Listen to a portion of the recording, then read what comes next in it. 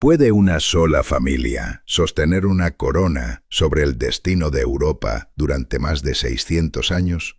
¿Cómo una modesta fortaleza en las orillas del Danubio se convirtió en el latido mismo del continente?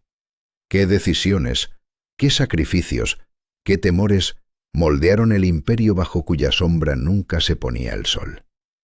Prepárense para sumergirse en un viaje dramático y vertiginoso a través de los siglos, donde cada elección tuvo consecuencias irrevocables. Amigos, no olvidéis suscribiros a mi canal Pasado Profundo, darle a me gusta y dejar un comentario de 7 palabras. Es necesario para que el canal funcione. Compartid este vídeo con otros si lo consideráis importante. Gracias. Antes de que la dinastía Habsburgo emergiera, Europa era un mosaico fragmentado. Reinos feudales en constante lucha, ciudades-estado prósperas y la débil estructura política del Sacro Imperio Romano Germánico. Mientras reyes como los de Francia, Inglaterra y España peleaban por el dominio, en el este el reino de Hungría resistía invasiones, y los pueblos eslavos de los Balcanes enfrentaban la creciente amenaza otomana. En medio de esta turbulencia, el Ducado de Austria parecía un territorio insignificante, una frontera olvidada. Sin embargo, en sus colinas comenzó a gestarse un poder destinado a cambiar el curso de la historia. Para entender esta transformación, debemos remontarnos al siglo X, en los brumosos cerros de lo que hoy es Suiza. Allí, sobre un escarpado promontorio junto al río Aar, se alzaba el castillo de Habsburg, el Castillo del Halcón. De esta fortaleza tomó su nombre la familia que algún día gobernaría Europa. Pero entonces, los Habsburgo no eran más que condes locales, pequeños nobles en la compleja jerarquía del Sacro Imperio Romano. Sus dominios eran apenas unas cuantas valles y aldeas, y nada presagiaba el esplendor que les aguardaba. Imaginen el frío y la niebla matinal envolviendo el castillo, mientras el viento susurra entre las almenas. En esos muros, los primeros Habsburgo ya cocinaban sus planes, no con la espada, sino con alianzas matrimoniales calculadas y la adquisición metódica de territorios. Era una estrategia sutil, una apuesta por la paciencia y la diplomacia en un mundo donde la fuerza bruta parecía la norma. En medio de estas intrigas surge la figura de Rodolfo de Habsburgo, nacido en 1218. A diferencia de sus contemporáneos, Rodolfo no confiaba solo en la guerra. Alto, delgado, con una nariz aguileña que se convertiría en el sello de su linaje, era conocido por su devoción y pragmatismo. Una anécdota revela su carácter. Mientras viajaba por el campo, vio a un sacerdote luchando contra el barro para llevar la comunión a un moribundo. Sin dudar, Rodolfo bajó de su caballo y ofreció su montura al clérigo, caminando él mismo por el lodazal. Este gesto no pasó desapercibido. En tiempos de caos y desorden, cuando el imperio sufrió un vacío de poder llamado la Gran Interregno, la nobleza buscaba un líder que pudiera restaurar la estabilidad. En 1273, contra todo pronóstico, Rodolfo fue elegido rey de los romanos, iniciando la ascensión de una dinastía que desafiaría el tiempo y la historia misma. Pero la elección de Rodolfo no fue el fin de la tormenta, sino el comienzo de una era de decisiones cruciales, de alianzas tejidas con astucia y de rivalidades que pondrían en jaque a Europa entera. La pregunta permanecía: ¿cómo podría una familia pequeña, con orígenes modestos, sostener un imperio tan vasto? ¿Y qué precio pagarían por ello? La respuesta se escondería en los siglos venideros, entre guerras, bodas y traiciones que marcarían el destino de un continente entero. Ahora que conocen el preludio, únanse a Pasado Profundo para descubrir cómo la dinastía Habsburgo forjó Europa moderna, no solo con la espada, sino con la red invisible de matrimonios y diplomacia, y cómo sus decisiones terminaron por desencadenar catástrofes que aún hoy reverberan. Suscríbanse para no perder ni un solo latido de esta historia vibrante, dramática y llena de intrigas sin fin. ¿Qué precio pagó la dinastía de los Habsburgo por su ascenso meteórico? ¿Cómo una sola batalla pudo cambiar el destino de Europa Central para siempre? ¿Qué decisiones forjaron un imperio que perduraría siglos? El camino comenzó con la elección de Rodolfo como rey de los romanos, un título preliminar que presagiaba un poder imperial. Pero esta elección no fue solo un honor, fue el inicio de una ambición imparable que cambiaría el mapa político para siempre. En 1278, en la llanura de Marchfeld, Rodolfo enfrentó a su rival, Otakar II de Bohemia, en una batalla que resonaría a través de las edades. El sol bañaba el campo en un resplandor dorado, mientras los estandartes de los Habsburgo ondeaban orgullosos en la brisa veraniega. El choque de armaduras y el estrépito de las espadas se mezclaban con los gritos de los combatientes y el relincho de los caballos. Cuando Otakar cayó, atravesado por las lanzas enemigas, el destino de Europa Central quedó sellado. La victoria no solo significó la muerte de un rey, sino el nacimiento de un imperio. Rodolfo no fue coronado emperador, pero aseguró para su familia las tierras de Austria, Estiria, Carintia y Carniola, que se convertirían en el corazón de los dominios Habsburgo durante siglos. El centro de poder se trasladó desde las colinas suizas hasta las orillas del Danubio, y Viena, entonces una ciudad provincial, comenzó su transformación en la futura capital imperial. Pero el camino hacia el poder no fue sencillo ni seguro. Los Habsburgo enfrentaron constantes desafíos de otras familias nobles dentro del Sacro Imperio Romano. El trono imperial no era hereditario, sino electivo, y la familia tuvo que ceder en ocasiones ante dinastías rivales como los Luxemburgo o los Wittelsbach. Este período estuvo marcado por logros y fracasos, por decisiones que podían significar la supervivencia o la caída. El asesinato de Alberto I, hijo de Rodolfo, a manos de su propio sobrino en 1308, fue un golpe devastador. La ambición y la traición se entrelazaban en la sombra, mientras Federico el Hermoso fracasaba en su intento de conquistar el trono imperial. Sin embargo, la familia persistió, aferrándose a una estrategia que trascendía la guerra, la expansión territorial mediante alianzas matrimoniales. Los salones de los castillos Habsburgo resonaban con negociaciones diplomáticas, contratos matrimoniales y planes dinásticos. Retratos de princesas potenciales circulaban entre cortes, acompañados de detalladas descripciones de sus dotes, conexiones familiares y virtudes personales. Cada unión era un cálculo frío y preciso, diseñado para atraer nuevas tierras, títulos y alianzas estratégicas. Esta táctica se resumía en la famosa máxima atribuida al emperador Maximiliano I. Bella gerant alí, tú, Félix Austria, nube. Que otros hagan la guerra, tú, feliz Austria, cásate. Dos matrimonios marcarían el apogeo de esta política y transformarían el rostro de Europa. El enlace de Maximiliano I con María de Borgoña y el de su hijo Felipe el Hermoso con Juana de Castilla. Pero antes de que estas alianzas sellaran el poder de los Habsburgo, otro miembro crucial de la dinastía emergió. Federico III, elegido emperador en 1440, gobernó durante 53 años, el reinado más largo en la historia del Sacro Imperio Romano. Paciente y tenaz, su lema A-E-I-O-U sigue siendo un enigma, interpretado a menudo como Austriae est imperare orbi universo. A Austria le está destinado gobernar el mundo entero. El reinado de Federico no fue glorioso en términos militares.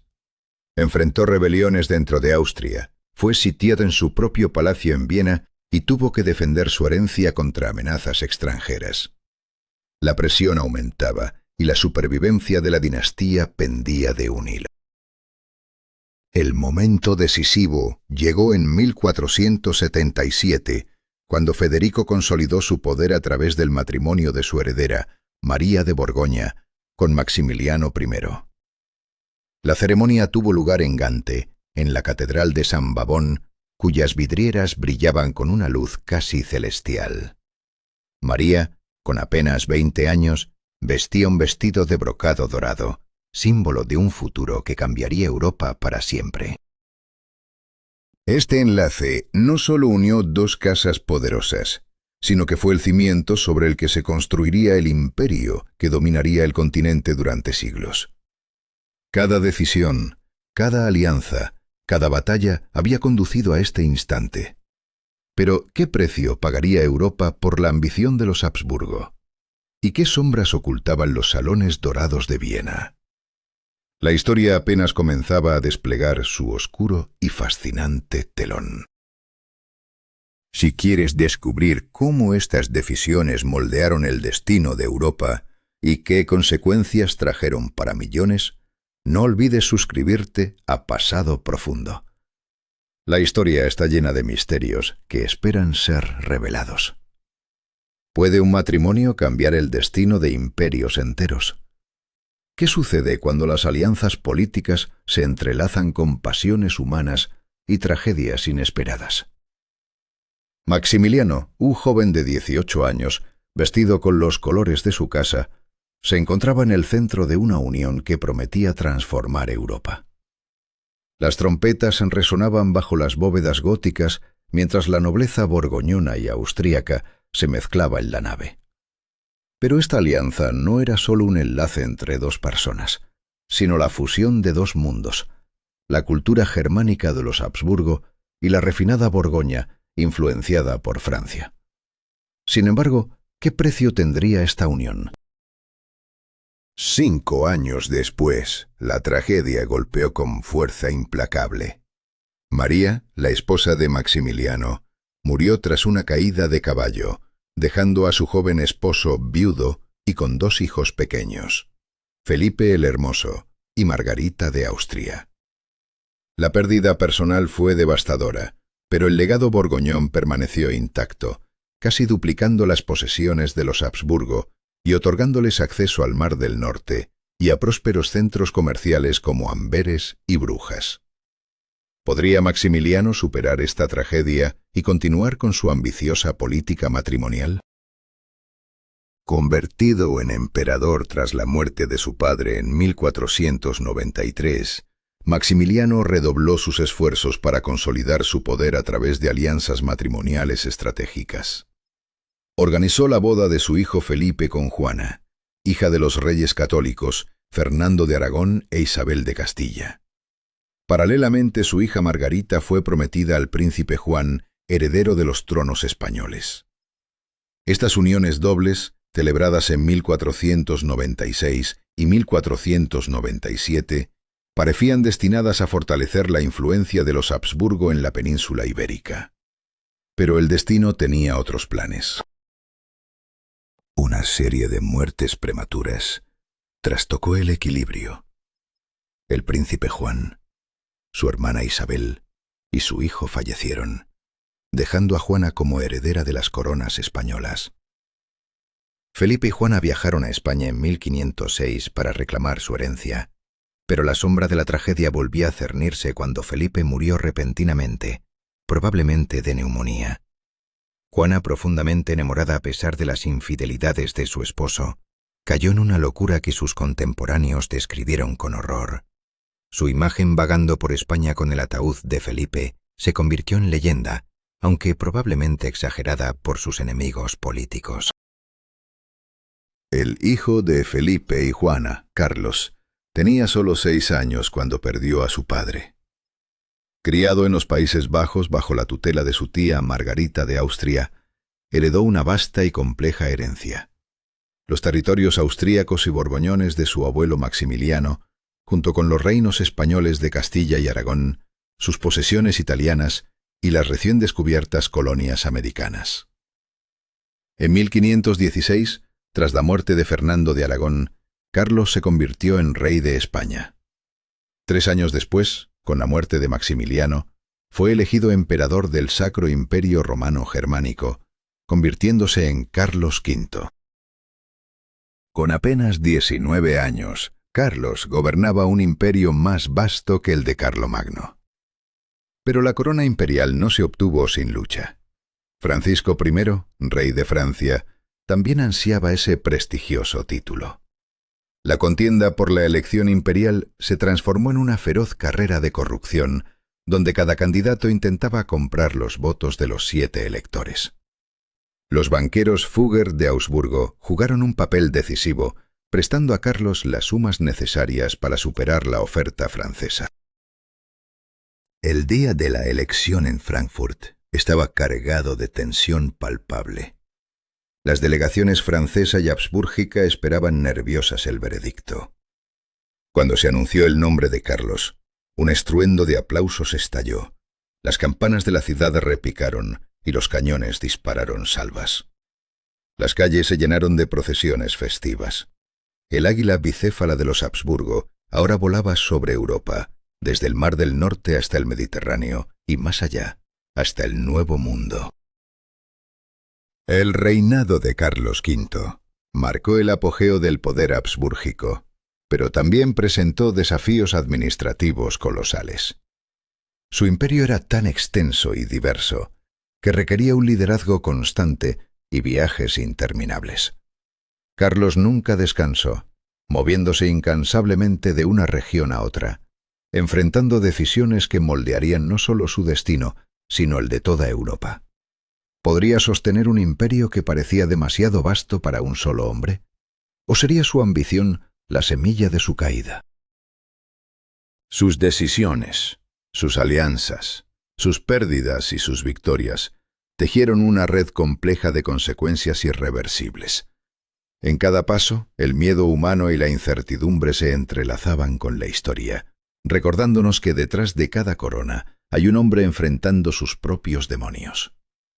La saga de los Habsburgo no es solo la historia de un imperio, sino la crónica de elecciones fatídicas que cambiaron el curso del mundo para siempre. Si quieres descubrir más sobre estas decisiones que definieron la historia de Europa y sus consecuencias, suscríbete a Pasado Profundo y acompáñanos en este viaje a través del tiempo y el poder. ¿Cuánto poder puede sostener un hombre antes de quebrarse? ¿Qué decisiones forjan imperios y cuáles los destruyen? Carlos V, joven emperador de múltiples coronas, enfrentaba una encrucijada que definiría el destino de Europa. Su vasta imperio, un tapiz de idiomas y culturas, francés, flamenco, español, italiano e incluso un poco de alemán, parecía invencible, pero las amenazas se cerraban en sus fronteras. Al este, el rugido de los cañones otomanos bajo el mando del implacable Suleimán el Magnífico retumbaba en Viena durante el año 1529. Al oeste, Francisco I de Francia desplegaba una política hostil de cerco, buscando desmembrar la hegemonía de Carlos. ¿Podría el emperador sostenerse frente a enemigos tan poderosos? Pero la amenaza más insidiosa no venía de ejércitos que asediaban castillos ni de reyes enemigos. Surgía desde dentro, en las páginas clavadas en las puertas de una iglesia de Wittenberg, por un monje rebelde llamado Martín Lutero en 1517. Aquellas 95 tesis desataron una tormenta que fracturó la fe y la política de Europa. Carlos V, un católico ferviente, no veía en Lutero solo a un hereje, sino a un enemigo que ponía en jaque la unidad de su imperio. En 1521, en el Reichstag de Worms, el encuentro fue un choque titánico. Un hombre solitario, desafiando a un emperador todopoderoso, se negó a retractarse con palabras que retumbarían en la historia. No puedo y no quiero retractarme, porque actuar contra la conciencia no es seguro ni honesto. Esa negativa selló el destino de Lutero. Declarado fuera de la ley, pero protegido por príncipes alemanes simpatizantes.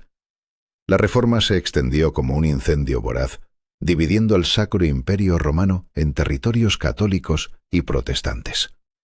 una herida que sangraría durante siglos para los Habsburgo. La presión de años de guerras y gobernanza fue un peso insoportable para Carlos. En 1556 tomó una decisión sin precedentes: abdicar. En una ceremonia cargada de emoción en el Palacio de Bruselas, su enorme imperio fue dividido. Su hermano Fernando recibió Austria y la corona imperial, mientras que su hijo Felipe heredó España, los Países Bajos, posesiones italianas y las colonias americanas. Así nacieron dos ramas de la dinastía Habsburgo, la española y la austríaca, separadas pero entrelazadas por alianzas y matrimonios que con el tiempo también sembraron problemas genéticos. La España de Felipe II, con sus riquezas provenientes del Nuevo Mundo, se alzó como potencia dominante en Europa occidental durante casi un siglo, aunque no sin enfrentar derrotas devastadoras. Mientras tanto, Fernando en Viena transformaba la ciudad, impregnándola de un aire barroco digno de una gran potencia, pero también enfrentaba la sombra constante del Imperio Otomano. Aunque Suleimán no conquistó Viena en 1529, su imperio se asentó firmemente en Hungría. Fernando, casado con Ana Jagellón, hermana del último rey húngaro muerto en la batalla de Mohács, reclamaba el trono húngaro, pero su control era limitado solo a las regiones occidental y septentrional. ¿Cómo podría mantenerse unido un imperio dividido por guerras religiosas, amenazas externas y decisiones irrevocables? Carlos V falleció 2 años después de su retiro, en 1558, recluido en un monasterio en Extremadura, donde presuntamente asistió a su propio funeral. Su legado, fragmentado y lleno de heridas, marcó el inicio de una era turbulenta para los Habsburgo y para toda Europa. La historia de Carlos V no es solo una crónica de poder y caída. Es una lección de cómo las decisiones humanas, tomadas bajo presión y miedo, pueden alterar para siempre el curso de los destinos. Sus imperios, divididos, siguieron entrelazados en alianzas, guerras y sombras que resonarían por generaciones. Si quieres conocer más sobre los hilos invisibles que mueven la historia, suscríbete a Pasado Profundo y acompáñanos en este viaje donde cada decisión es un punto de no retorno. ¿Cómo una tierra dividida puede convertirse en el epicentro de un conflicto interminable? ¿Quién decide el destino de un pueblo cuando la sombra del imperio se cierne sobre él? Hungría, fragmentada en 3 partes, no solo fue un territorio partido, fue una herida abierta durante más de 1 siglo y medio, un campo de batalla constante en la puerta misma de Austria. Entre la amenaza otomana y el avasallaje de Transilvania, la vida en las regiones fronterizas se convirtió en una lucha diaria, y en medio de esta inestabilidad, ¿cómo sobrevivir cuando la guerra es tu único horizonte? Los campesinos no eran solo labradores, eran soldados. En esta frontera vivían bajo el perpetuo acecho de incursiones devastadoras, donde cada día podía ser el último. Se levanta un sistema de fortificaciones que no solo defendía tierras, sino que también forjaba una cultura militar única, forjada en el crisol del miedo y la supervivencia. Pero mientras estas murallas se levantaban, otro tipo de frontera se abría: la división religiosa que fracturaba Europa hasta sus cimientos. Ferdinando, enfrentándose al auge de la Reforma protestante, tomó una decisión que marcaría el futuro de Alemania: reconocer que la fuerza no podía erradicar una fe profunda y arraigada. En 1555, el Tratado de Augsburgo estableció el principio de cuius regio eius religio, de quien es la tierra, es la religión. Un acto de pragmatismo que trajo una paz frágil, pero cimentó la fragmentación política y espiritual, una división de la que la nación nunca se recuperaría por completo. Pero el heredero, Maximiliano II, llevó esta tolerancia a un extremo que causó sospechas y recelos entre sus pares. Bajo su mandato, Viena floreció como un faro de cultura renacentista, atrayendo artistas y científicos de toda Europa. La ciudad comenzó a forjar una identidad cosmopolita, un crisol de ideas y creencias que parecía prometer un futuro de coexistencia. Sin embargo, ¿qué sucede cuando la luz se oscurece bajo la sombra de la intolerancia? Rudolf II, hijo de Maximiliano, cambió el curso de esta aparente armonía. Criado en la rigidez y fervor del Imperio español, impregnado de un catolicismo inflexible, se convirtió en un retrato viviente de contradicciones. Su traslado de la capital a Praga no solo fue un cambio geográfico, sino la transformación de un castillo en un centro donde lo esotérico y lo artístico convivían en extraña simbiosis. ¿Podría la excentricidad y la búsqueda del conocimiento sobrevivir en un mundo que gira hacia el conflicto? Dentro del castillo de Radzhany, Rudolf reunió tesoros inimaginables. Autómatas, relojes mecánicos, colecciones de minerales preciosos y pinturas de los grandes maestros. Allí, científicos como Tycho Brahe y Johannes Kepler revolucionaron la comprensión del cosmos, mientras artistas como Giuseppe Arcimboldo desafiaban la realidad con sus retratos hechos de frutas y objetos. Un microcosmos de genialidad y misterio que parecía desafiar el destino. Pero fuera de esos muros, Europa se preparaba para la tormenta. La tensión religiosa se intensificaba, especialmente en las tierras checas, donde el protestantismo ganaba terreno entre la nobleza. En Alemania, católicos y protestantes formaban alianzas armadas, esperando el estallido de un conflicto que nadie podría detener. Y mientras el imperio se desmoronaba, Rudolf se hundía en la melancolía, obsesionado y aislado, incapaz de gobernar.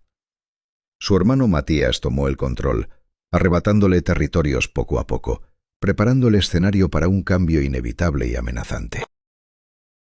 Cuando Rudolf murió, aislado y amargado en su palacio de Praga en 1612, el poder quedó en manos de Matías, un hombre sin hijos, cuya elección para el futuro del imperio fue su primo Fernando de Estiria, un ferviente defensor de la Contrarreforma y discípulo de los jesuitas.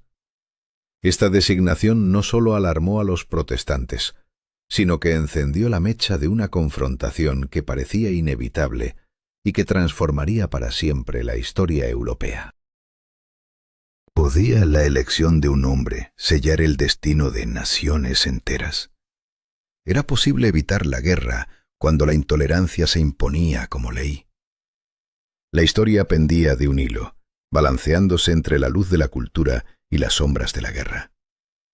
En ese delicado equilibrio, cada decisión, cada rechazo, creaba un efecto dominó que nadie podría detener. Suscríbete a Pasado Profundo para descubrir cómo estos momentos de incertidumbre y decisiones fatales moldearon no solo un imperio, sino todo un continente. ¿Puede un solo acto cambiar el destino de un reino entero? ¿Qué sucede cuando el miedo a perder la fe libera una tormenta imparable? En 1618, la chispa de una rebelión encendió un fuego que consumiría Europa durante 3 décadas. Fue en Praga, donde 2 emisarios imperiales fueron arrojados por una ventana del castillo, desafiando la muerte al caer sobre un montón de estiércol. ¿Milagro divino o pura suerte?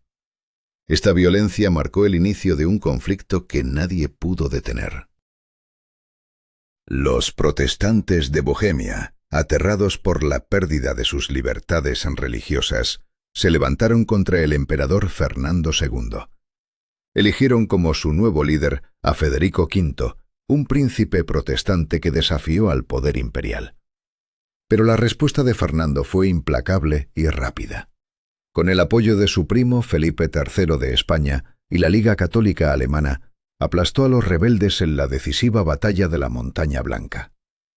La derrota no solo fue militar, sino la condena de una cultura entera.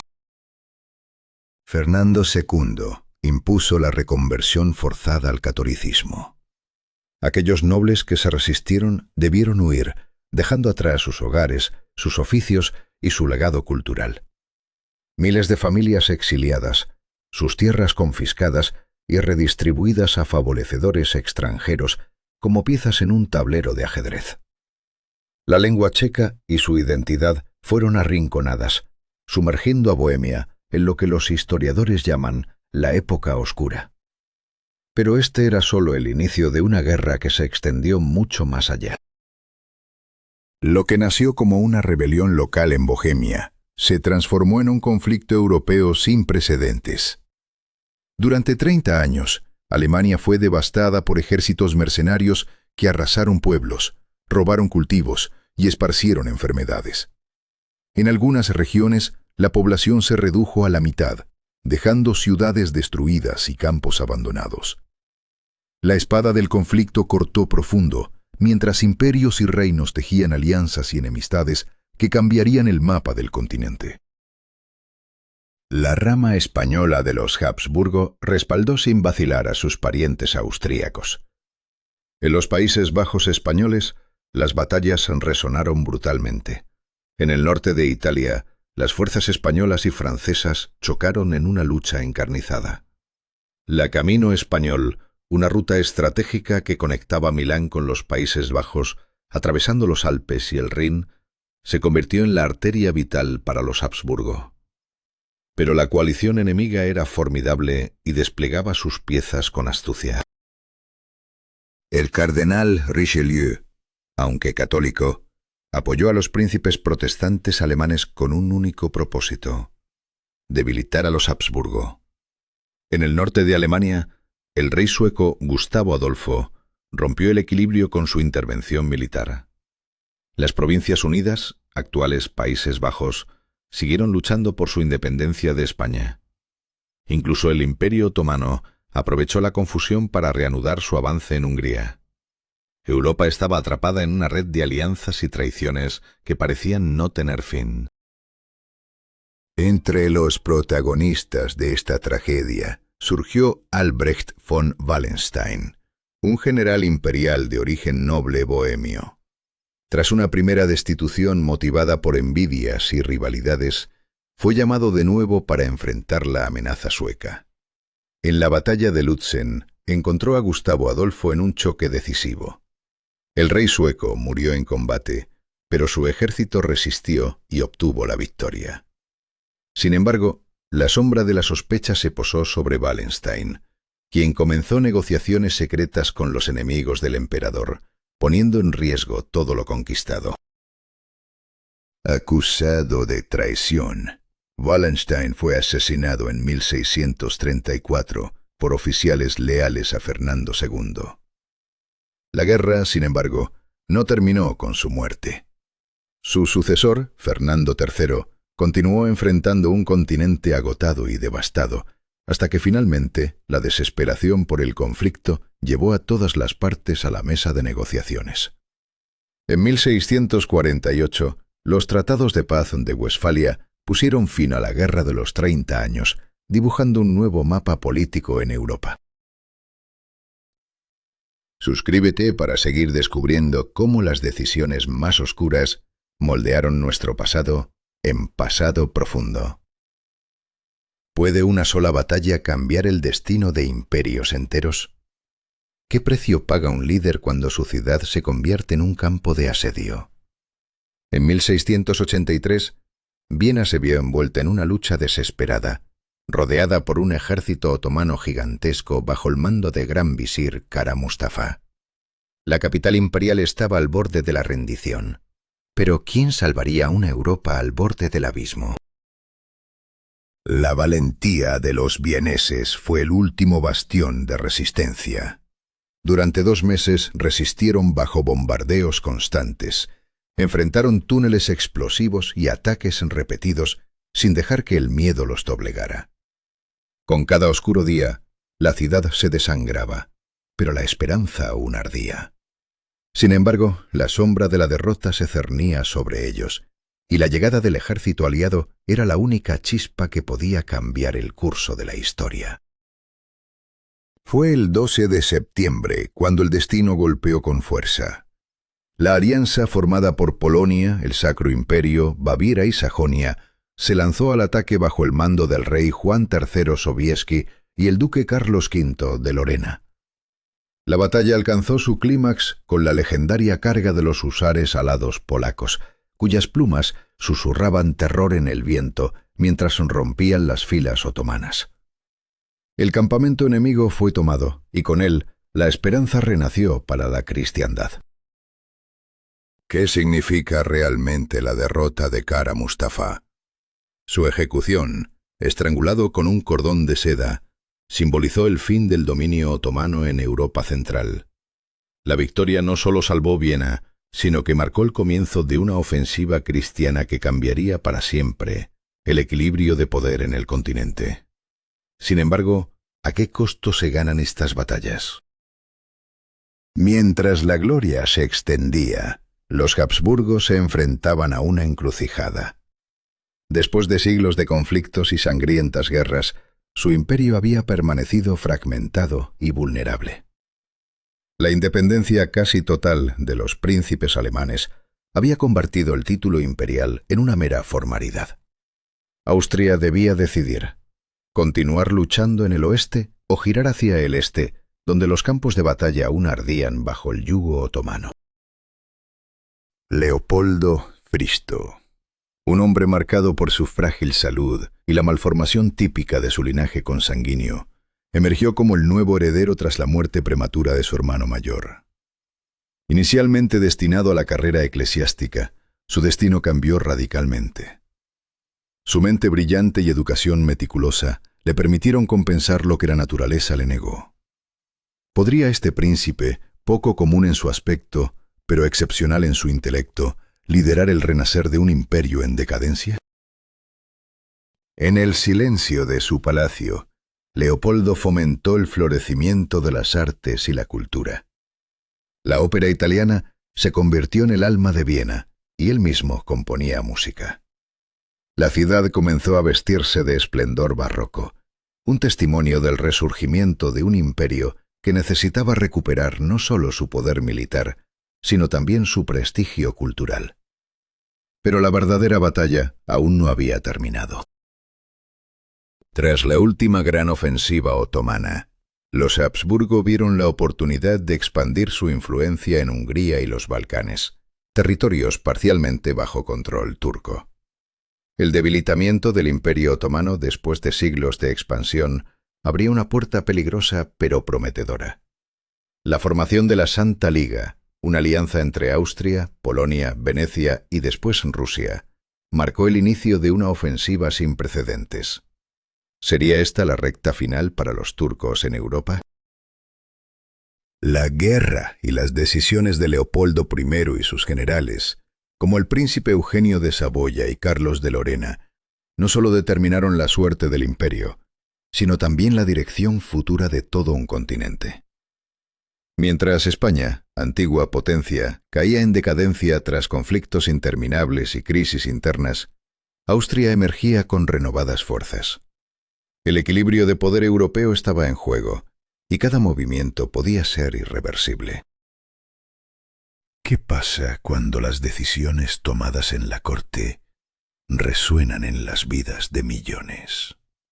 El destino de imperios, la victoria o la derrota, el miedo y la esperanza.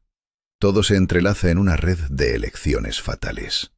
La historia no perdona, y cada paso dado por Leopoldo y sus contemporáneos se convierte en una cadena de consecuencias imposibles de deshacer. El final del siglo de oro español, la fragmentación del Sacro Imperio Romano Germánico y el ascenso de Francia como árbitro en Europa crearon un escenario tenso y volátil.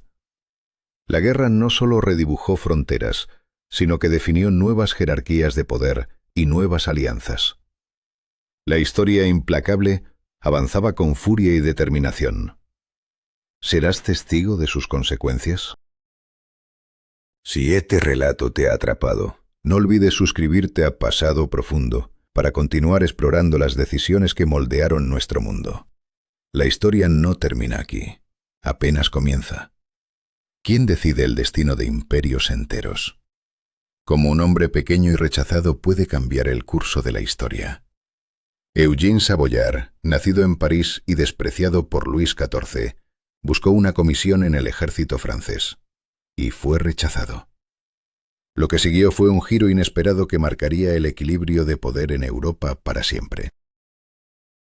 Ofreció sus servicios al emperador Leopoldo I y se convirtió en el general más grande de su tiempo. En la batalla de Presente del año 1697, destruyó el ejército otomano, matando a más de 30.000 turcos con apenas 300 bajas propias. Fue una victoria que no solo cambió el campo de batalla, sino que puso a los Habsburgo en una posición de supremacía indiscutible. El Tratado de Karlowitz, firmado en 1699, consolidó estas conquistas. Toda Hungría, excepto el Banato de Timișoara, Transilvania y gran parte de Croacia y Eslavonia, pasaron a manos de los Habsburgo. Por primera vez en siglos, la frontera con el Imperio Otomano se desplazó mucho más al sur del Danubio, dando paso a una nueva era de expansión y transformación. Pero esta expansión no solo significó territorio. Transformó la monarquía Habsburgo de una entidad germana y occidental a un estado multinacional danubiano. Colonos alemanes, serbios, croatas y rumanos poblaron estas tierras, creando un mosaico étnico y religioso complejo. ¿Cómo gobernar un imperio tan diverso sin perder el control? La respuesta estaba en un delicado equilibrio entre centralización y autonomía local. Mientras los Habsburgo de Austria consolidaban su poder en Europa central y oriental, sus primos españoles enfrentaban una crisis dinástica inminente. Carlos II, el último de los Habsburgo en España, padecía múltiples problemas de salud, resultado cruel de generaciones de matrimonios consanguíneos. Sin capacidad para tener hijos, su muerte presagiaba el fin de una línea dinástica milenaria. Los retratos de Carlos II son inquietantes. Rostro pálido, mandíbula prominente, ojos tristes que parecen reflejar la conciencia del fin inevitable. Frágil física e intelectualmente limitado, sin embargo, se conmovía profundamente por el sufrimiento de su pueblo. Durante la gran hambruna de 1693, se dice que repartió su propia comida entre los pobres de Madrid, un acto de desesperada humanidad en tiempos oscuros. La cuestión de la sucesión española desató una intensa actividad diplomática. Francia, Austria, Inglaterra y las Provincias Unidas tejían alianzas e intrigas para evitar que la vasta herencia española cayera en manos de una sola dinastía. Se propusieron y rechazaron múltiples tratados de partición, cada uno cargado de riesgos y consecuencias que podían reconfigurar Europa. Finalmente, influenciado por sus consejeros profranceses, Carlos II nombró en su testamento a Felipe de Anjou, nieto de Luis XIV, su heredero universal. Su muerte en el año de 1700 desencadenó una cadena de eventos que incendiaría el continente. El emperador Leopoldo I y sus sucesores no tardaron en desafiar esta decisión, dando inicio a un conflicto de dimensiones épicas. Los tratados de Utrecht y Rastatt pusieron fin a la guerra en 1713 y 1714. Felipe V mantuvo España y sus colonias americanas, pero renunció a sus derechos al trono francés. Los Habsburgo recibieron los Países Bajos españoles, Milán, Nápoles y Cerdeña, luego intercambiada por Sicilia. Una compensación considerable, pero mucho menor que sus esperanzas, un golpe que marcaría su ambición y frustración. Carlos VI, decidido a evitar el destino de su antecesor, centró su vida en dos metas: fortalecer el gobierno central de sus territorios fragmentados y asegurar la sucesión de su hija María Teresa. Sin hijos varones, estaba resuelto a que su legado se mantuviera intacto, aunque eso significara desafiar las normas y las potencias europeas. Para ello, promulgó la Pragmática Sanción, un documento legal que reconocía el derecho a la herencia femenina y la indivisibilidad de las posesiones Habsburgo. Pasó sus últimos años negociando con las potencias europeas y los estados de su imperio para que esta decisión fuera aceptada, consciente de que el futuro de su dinastía dependía de la legitimidad de esta audaz jugada.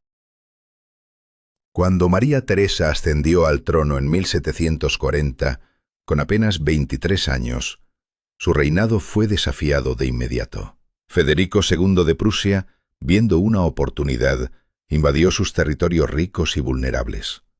Así comenzaba una nueva era de conflicto, donde decisiones irrevocables y miedos humanos se entrelazaban en la lucha por el poder y la supervivencia. Si quieres descubrir cómo estos momentos decisivos moldearon el continente y qué precio pagaron los protagonistas, suscríbete a Pasado Profundo y acompáñanos en este viaje intenso y revelador. ¿Quién tiene el valor de desafiar el orden establecido cuando la guerra llama a la puerta? ¿Cómo se enfrenta una joven heredera a la amenaza de perder todo lo que su casa ha construido durante siglos? María Teresa de Austria, con el peso de un imperio tambaleante sobre sus hombros, se encontró en el epicentro de una tormenta que pondría a prueba su temple y su destino político. La provincia de Silesia ardía en disputa, mientras Baviera, Sajonia, Francia y España conspiraban para desmembrar las posesiones de los Habsburgo. Así comenzó la guerra por la herencia austríaca, un conflicto que no solo decidiría territorios, sino vidas, lealtades y el futuro mismo de Europa.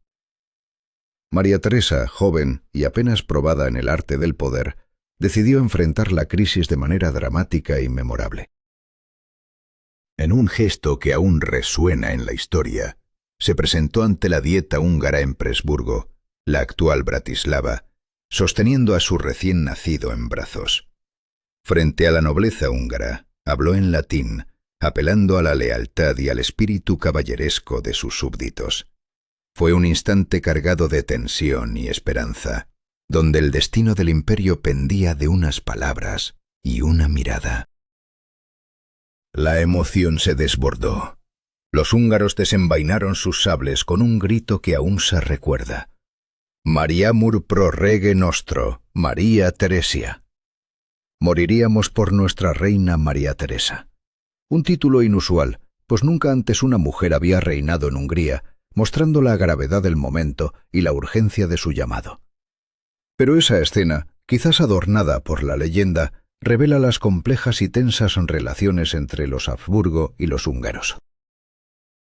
Los magiares, profundamente apegados a sus libertades y privilegios, aceptaban la soberanía de los Habsburgo solo con la condición de que se respetaran su constitución y tradiciones. María Teresa, consciente de este delicado equilibrio, reconoció en su discurso la importancia estratégica y política que Hungría representaba dentro de su vasto dominio. Esta alianza fue vital, pero frágil, en medio de la tormenta que se desataba. La guerra por la herencia austríaca terminó en 1748 con la Paz de Aquisgrán. Aunque María Teresa conservó la mayor parte de sus territorios, tuvo que ceder Silesia a Prusia y Parma a España. La pérdida de Silesia, una provincia industrial y próspera, fue un golpe duro que sembró una enemistad prolongada entre los Habsburgo y la casa de Hohenzollern, la dinastía prusiana. Determinada a modernizar su imperio y competir con la creciente potencia prusiana, María Teresa inició una serie de reformas administrativas, educativas, militares y económicas. Con la ayuda de asesores brillantes como el príncipe Kaunitz, orquestó la revolución diplomática, un giro inesperado que cambió el mapa de alianzas. Austria, tradicional enemiga de Francia, ahora se unía a ella contra Prusia e Inglaterra. Esta nueva coalición desembocó en la Guerra de los 7 Años, entre 1756 y 1763, un conflicto global que se extendió por Europa, Norteamérica e India. Sin embargo, pese a la alianza con Francia, María Teresa no logró recuperar Silesia. El Tratado de Hubertusburgo confirmó el statu quo territorial, consagrando a Prusia como una gran potencia mundial, un rival implacable para el Imperio austríaco. Más allá de las batallas y las cortes, el reinado de María Teresa fue testigo de una profunda transformación interna. Centralizó la administración, reduciendo el poder de los estados provinciales dominados por la nobleza, y estableció un sistema fiscal que por primera vez gravó las tierras de los nobles. La educación, hasta entonces controlada en gran medida por la Iglesia y especialmente por los jesuitas, fue colocada bajo supervisión estatal tras la supresión de la orden en 1773. Estas reformas llevaban la impronta de las ideas de la Ilustración, aunque María Teresa era profundamente religiosa y desconfiaba de ciertos aspectos del pensamiento ilustrado. Su hijo, el futuro José II, fue un entusiasta defensor de los filósofos y buscó implementar sus principios a partir de 1765. El contraste generacional mostraba las tensiones dentro de la propia familia imperial. La corte vienesa bajo María Teresa era un fascinante crisol donde convergían la tradición barroca y nuevas influencias culturales. El riguroso ceremonial español de siglos anteriores se suavizó, dando paso a entretenimientos menos formales como los redutes y los bailes de máscaras, abiertos incluso a la burguesía. La música, ya fundamental en la vida cultural vienesa, alcanzó nuevas alturas con compositores como Gluck y el joven Mozart, que debutó ante la familia imperial con apenas 6 años. El Palacio de Schönbrunn, inspirado en Versalles pero adaptado al gusto austríaco, se convirtió en la residencia de verano favorita de la familia imperial. María Teresa, madre de 16 hijos, no solo enfrentó desafíos externos, sino también personales, navegando entre el amor maternal y la responsabilidad de gobernar un imperio en constante cambio. ¿Qué decisiones tomaría cuando el peso del mundo se posara sobre su trono? ¿Hasta dónde estaba dispuesta a llegar para preservar su legado? Esta es la historia de una mujer que desafió las convenciones, enfrentó guerras devastadoras y emprendió reformas audaces. María Teresa no solo heredó un imperio al borde del colapso, sino que forjó con determinación el futuro de Europa, dejando una marca indeleble en la historia. Pero el precio de sus decisiones resonaría durante décadas, en un mundo donde cada elección podría significar la gloria o la ruina definitiva. ¿Quieres conocer el destino de María Teresa y el imperio que transformó? No pierdas la próxima entrega en Pasado Profundo, sus guerras, sus intrigas y las sombras que acechan tras cada decisión.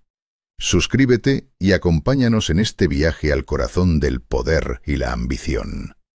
¿Puede un solo hombre cambiar el destino de una vasta monarquía sin destruirla? ¿Es posible que el poder absoluto abrace verdaderamente la libertad? José II, heredero de María Teresa, creyó en estas preguntas y decidió actuar con una velocidad implacable. Durante una década, dictó más de 6.000 decretos que tocaban cada rincón de la vida pública y privada. Sin embargo, su ambición de reformar chocó con la realidad de una sociedad arraigada en sus tradiciones y privilegios.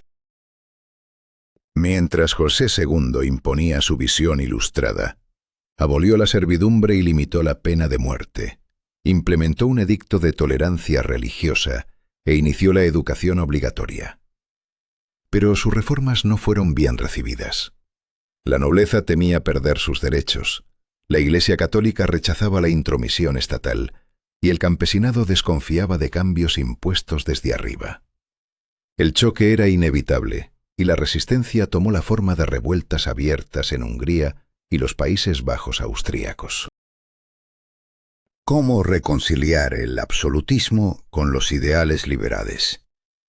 José II creía firmemente que el Estado sabía qué era mejor para sus súbditos, pero su falta de escucha y su desprecio por las particularidades locales lo aislaron. A punto de morir, debió revertir la mayoría de sus reformas, salvo aquellas que ya habían comenzado a transformar el imperio. Su muerte en 1780 marcó el fin de una era de esperanzas frustradas. ¿Quién tomaría el relevo tras el desmoronamiento de las reformas?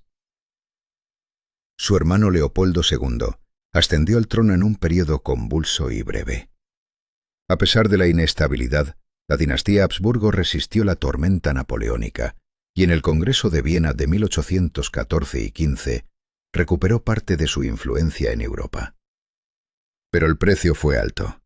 Renunció a los Países Bajos y algunas tierras alemanas lejanas, aunque reforzó su control en el norte de Italia y reafirmó su dominio en Alemania. Esta restauración consolidó a Metternich como el guardián del conservadurismo europeo. La censura se endureció, la policía secreta se volvió omnipresente, y cualquier impulso liberal o nacionalista fue sofocado con mano férrea. Una aparente paz se impuso, pero bajo su superficie crecía una brecha profunda entre el régimen y los pueblos que comenzaban a soñar con libertad y cambio. El reinado de Fernando I, marcado por su fragilidad intelectual y su epilepsia, fue dominado por Metternich y una camarilla conservadora que perpetuó un sistema obsoleto. Era un tiempo de desesperación silenciosa, en que tensiones sociales y nacionalistas se acumulaban en la sombra, preparando el terreno para una explosión inevitable. Cuando en 1848 estallaron las revoluciones, conocidas como la Primavera de los Pueblos, la monarquía de los Habsburgo tembló hasta sus cimientos. Viena, Budapest, Praga, Milán y Venecia se convirtieron en escenarios de rebelión y lucha, donde la inercia del viejo orden chocaba con la fuerza imparable de los cambios que se demandaban. ¿Qué precio pagaría la dinastía por aferrarse a un poder que ya no comprendía ni podía controlar? La red tejida por matrimonios estratégicos, María Antonieta con Luis XVI de Francia, María Carolina, reina de Nápoles, María Amalia, duquesa de Parma, que alguna vez sostuvo un imperio, ahora parecía insuficiente para detener la marea de la historia que avanzaba inexorable. María Teresa, madre de estos hijos determinantes, murió en 1780, tras 40 años de reinado.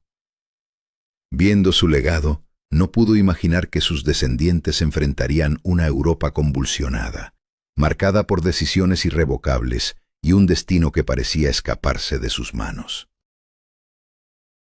¿Podrían las alianzas familiares y los decretos legales sostener un imperio ante el rugido de la modernidad?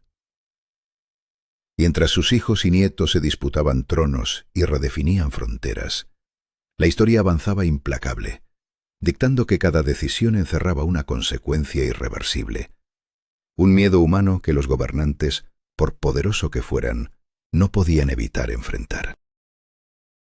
Sus vidas, sus elecciones, sus legados son un testamento del poder y la fragilidad humana.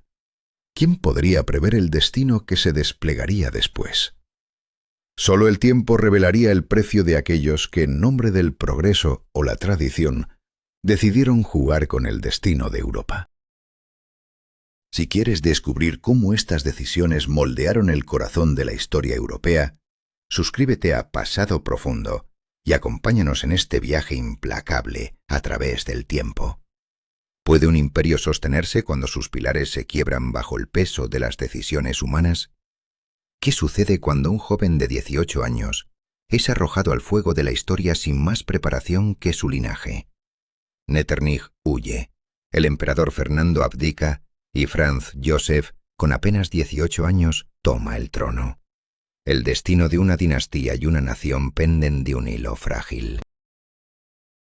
La represión se convierte en la primera palabra del reinado de Franz Joseph. El ejército retoma el control con mano dura, aplastando las llamas revolucionarias con la ayuda de Rusia en Hungría. El momento de vacilación termina, pero a costa de sacrificar las esperanzas de libertad logradas en 1848. La restauración del neabsolutismo borra las concesiones liberales sembrando semillas de futuros conflictos. ¿Hasta cuándo podrá sostenerse esta aparente calma? Las derrotas militares marcan el ritmo de la tragedia impresa en la historia. En 1859, Italia inflige un duro golpe y 7 años más tarde, Prusia remata la herida. La necesidad obliga a una transformación radical. El Acuerdo Austrohúngaro de 1867. 2 estados bajo una corona, unidos por un emblema, pero divididos en alma y sangre. La doble monarquía nace otorgando amplias autonomías a los húngaros, mientras otros pueblos, checos, polacos, rutenos y más, quedan atrapados en el descontento. El imperio vive un esplendor paradójico en sus últimos años. La industrialización avanza, aunque desigual, transformando Viena, Budapest y Praga en modernas metrópolis. La cultura florece en un vibrante modernismo vienés. Freud revoluciona la mente. Mahler y Schönberg desafían la música. Klimt y Schiele plasman nuevas visiones. Loos rompe con la arquitectura tradicional, mientras Schnitzler y Hofmannsthal narran la complejidad humana. Sin embargo, bajo este brillo artístico, la política se desangra en conflictos nacionalistas irreconciliables. La manipulación electoral y la obstrucción parlamentaria perpetúan la supremacía alemana en Austria y húngara en Hungría, anulando voces disidentes. El emperador, envejecido y aferrado a un pasado que se desvanece, parece incapaz de comprender la tormenta que se avecina. El clima político se enrarece y la falta de adaptación presagia un fin trágico. La sombra de la tragedia personal envuelve a Franz Joseph. Su hermano Maximiliano es ejecutado en México, víctima de un sueño imperial fallido. Su único hijo, Rudolf, se suicida en 1889 en Mayerlin, envuelto en misterio y dolor. Su esposa Elizabeth, la inolvidable Sisi, cae víctima de un anarquista en 1898. Y su heredero, Franz Ferdinand, es asesinado en Sarajevo en 1914, detonando la Primera Guerra Mundial. Cada pérdida una punzada, cada muerte un golpe al corazón del imperio. La Gran Guerra arrasa con la última esperanza. 4 años de sangrientos combates junto a la Alemania imperial desgarran la multinacional estructura. Cuando el joven Carlos I asciende en 1916, intenta reformas tardías y negociaciones solitarias que no alcanzan a detener el colapso. El 4 de noviembre de 1918 se firma un armisticio y pocos días después Carlos abdica tácitamente, marcando el fin de una era. Los tratados de Saint-Germain y Trianon sellan con tinta definitiva la fragmentación. De las ruinas surgen nuevos estados: Checoslovaquia, Yugoslavia. Otros crecen a costa del imperio agonizante: Polonia, Rumanía, Italia. Austria y Hungría, reducidas a enclaves lingüísticos y territoriales, quedan despojadas de recursos vitales y salida al mar. La gloria del pasado se desvanece en un mar de incertidumbre y despojo. En 1919, la Asamblea Nacional Austríaca excluye para siempre a los Habsburgo, confiscando sus bienes. El final no es solo político, sino también simbólico. Un linaje que dominó Europa durante siglos es erradicado del presente, condenado a la memoria. ¿Qué queda entonces de un imperio construido sobre decisiones fatídicas, guerras y pérdidas personales? Un legado de poder y tragedia marcado por la imposibilidad de detener el flujo implacable de la historia. ¿Puede un joven de 34 años cambiar el destino de una dinastía milenaria? Carlos IV, exiliado en Suiza, intentó 2 veces recuperar el trono húngaro en 1921, pero ambos intentos terminaron en fracaso absoluto. Su vida se apagó en el exilio en Madeira al año siguiente, dejando tras de sí una viuda, la emperatriz Zita, y 8 hijos. ¿Fue este el fin inevitable de los Habsburgo? o solo el preludio de una batalla mucho más profunda. Los Habsburgo dominaron Europa desde la Edad Media hasta la era moderna, moldeando no solo reinos, sino también destinos. Sus decisiones no solo forjaron imperios, sino que también trajeron consigo consecuencias irreversibles, llenas de miedo y desesperación. ¿Cómo se puede medir el peso de siglos sobre los hombros de una sola familia? La respuesta se refleja en las ciudades que aún llevan sus marcas. Venecia, Praga, Budapest. Sus horizontes están presididos por palacios imponentes, iglesias barrocas y plazas majestuosas, testigos silenciosos del poder que alguna vez ostentaron. Pero más allá de la piedra y el mármol, su influencia persiste en las leyes, la administración y la cultura de las naciones que heredaron su legado. ¿Qué secretos esconden estos vestigios de poder cuando la historia se convierte en un susurro? La historia de los Habsburgo plantea preguntas esenciales. ¿Qué es realmente el poder? ¿Es la fuerza de la corona o la voluntad del pueblo? Su imperio fue un anacronismo feudal y a la vez un presagio de la integración europea, un mosaico de autoritarismo centralizado y pragmatismo multicultural. ¿Puede un sistema tan contradictorio sostenerse sin romperse bajo su propio peso? La mezcla de éxito y fracaso en la dinastía impulsa una reflexión profunda sobre cómo se construye Europa hoy. Una Europa unida en la diversidad, un equilibrio precario entre tradición y modernidad, entre autoridad centralizada y libertades locales. Los Habsburgo no solo gobernaron, también nos enseñaron que incluso los imperios más poderosos son vulnerables y efímeros. ¿Qué lecciones podemos extraer de su caída para el presente y el futuro? Detrás de coronas y tratados, detrás de batallas y alianzas, yace una saga humana llena de ambiciones desmedidas, dudas paralizantes y tragedias personales. La historia que se cuenta a menudo como una simple sucesión de monarcas y guerras es en realidad un drama complejo que refleja la naturaleza misma de la condición humana. ¿Estamos preparados para enfrentar la verdad detrás del mito?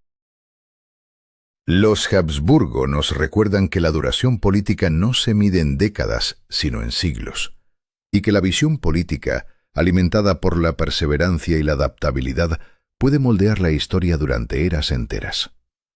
En un mundo dominado por la instantaneidad, su legado nos invita a reflexionar sobre la responsabilidad intergeneracional y la continuidad del poder. ¿Qué significa gobernar realmente cuando el tiempo se convierte en enemigo y aliado? Sigue explorando, con Pasado Profundo, esta epopeya de decisiones fatídicas y consecuencias ineludibles. Suscríbete y deja tu comentario proponiendo nuevos temas que quieran ser desenterrados en las capas profundas de la historia.